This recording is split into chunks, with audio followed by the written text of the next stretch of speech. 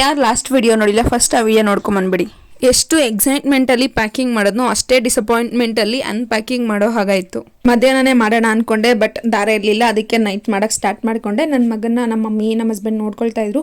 ಪಟ ಅಂತ ಬೇಗ ಮಾಡಿಕೊಂಡೆ ನೈಟ್ ಮುಗಿಸ್ಬಿಡೋಣ ಅಂತ. ಬಟ್ ಆಗಲಿಲ್ಲ, ನನ್ನ ಮಗ ಸ್ವಲ್ಪ ಕಿರಿಕಿರಿ ಮಾಡ್ತಾ ಇದ್ದ. ಅದಕ್ಕೆ ಥ್ರೆಡ್ ಎಲ್ಲ ಸುತ್ತಿ ಇಟ್ಬಿಟ್ಟು ಮತ್ತೆ ನೆಕ್ಸ್ಟ್ ಡೇ ಸ್ಟೋನ್ಸ್ ಎಲ್ಲ ಹಾಕೋದಕ್ಕೆ ಸ್ಟಾರ್ಟ್ ಮಾಡಿಕೊಂಡೆ. ಅವತ್ತೇ ನೈಟೇ ಮಾಡಿಟ್ಬಿಡೋಣ ಅನ್ನೋ ಫುಲ್ ಎಕ್ಸೈಟ್ಮೆಂಟ್. ಬಟ್ ಆಗಲಿಲ್ಲ, ಹೋಗ್ಲಿ ಬಿಡು ನೆಕ್ಸ್ಟ್ ಡೇ ಮಾಡೋಣ ಅಂತ ಹೇಳ್ಬಿಟ್ಟು ಡಿಸ್ಪ್ಯಾಚ್ ಡೇಟ್ ಇನ್ನು 2 days ಇತ್ತು. ಅದಕ್ಕೆ ಲೇಟಾಗಿ ಮಾಡೋಣ ಅಂತೇಳ್ಬಿಟ್ಟು ಬೆಳಗ್ಗೆ ಸ್ಟೋನ್ಸ್ ಎಲ್ಲ ಹಾಕೋದಕ್ಕೆ ಸ್ಟಾರ್ಟ್ ಮಾಡಿದೆ. ಆಲ್ರೆಡಿ 2 ಬ್ಯಾಂಗಲ್ ಇತ್ತು ಅದೇ ಥರದ್ದು, ಬಟ್ ಅದು 2.4 ಸೈಜ್ ಇತ್ತು. ಇದು ಕಸ್ಟಮರ್ಗೆ ಬೇಕಿದ್ದು 2.6. ಅದಕ್ಕೆ ಇದನ್ನ ಮಾಡಿಕೊಂಡೆ. ನೋಡಿ, ಇದೇ ಬ್ಯಾಂಗಲ್ ನಾನು ಮಾಡಿದ್ದು. ಹೇಗಿದೆ, ಇಷ್ಟ ಆದರೆ ನೀವು ಕಮೆಂಟ್ ಮಾಡಿ ತಿಳಿಸಿ.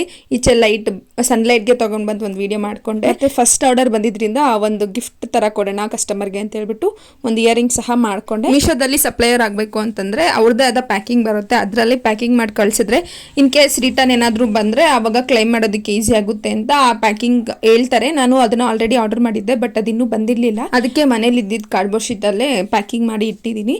ಮುಂಚಿನ ದಿನನೇ ಲೇಬಲ್ ಎಲ್ಲ ಡೌನ್ಲೋಡ್ ಮಾಡಿ ಇಟ್ಕೊಂಡಿದ್ದೆ. ಅದು ಜೆರಾಕ್ಸ್ ತಂದು ಎಲ್ಲ ರೆಡಿ ಮಾಡಿ ಇಟ್ಟಿದ್ದೀನಿ. November 5th ಬಂದು ತಗೊಂಡೋಗ್ಬೇಕಿತ್ತು, ಆದರೆ ಅವ್ರು ಬಂದು ತಗೊಂಡು ಹೋಗ್ಲೇ ಇಲ್ಲ. ಒಂದು ದಿನ ಫುಲ್ ಜೋರ್ ಮಳೆ ಬಿತ್ತು. ಮೇ ಬಿ ಮಳೆಗಿರ್ಬೋದು, ಬಂದಿಲ್ಲ, ನಾಳೆ ಬರ್ತಾರೆ ಅಂತ ವೆಯ್ಟ್ ಮಾಡ್ತಾನೆ ಇದ್ದೀನಿ. ಅವರಂತೂ ಬರಲೇ ಇಲ್ಲ. 5th ಆಯ್ತು, 6th ಆಯ್ತು, 7th ಆಯ್ತು. ಅದನ್ನ ಅವ್ರು ತಗೊಂಡು ಹೋಗೋಷ್ಟರಲ್ಲಿ ನಂದು ಬಾರ್ಕೋಟೆಡ್ ಕವರ್ಸೇ ಬಂದ್ಬಿಟ್ಟಿತ್ತು.